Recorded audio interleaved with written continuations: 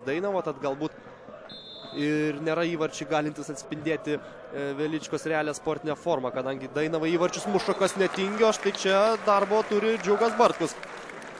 Klastingas smūgis galva.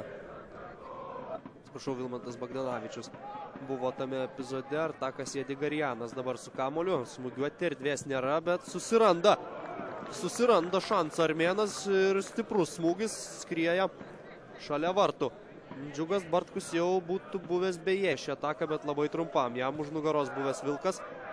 Kamolį perima Jedi Garianas. Ar vėl bandys smūgiuoti? Ir vėl bando, ir vėl pavojingas smūgis. Šį kartą šuolių palydėjo kamolį į užribį Džiugas Bartkus. Pilibaičiui.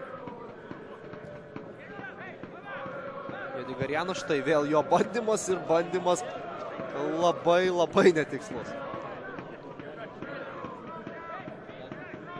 Net neišeina pasakyti, kad šalia 10 žaidėjų ir vartininką savo baudos aikštelėje, bet tai yra šis tas naujo Lietuvos futbole, kur daugiau esame įpratę matyti veiksmo antrajame aukšte ir daugiau tokių aukštų perdavimų į kovą.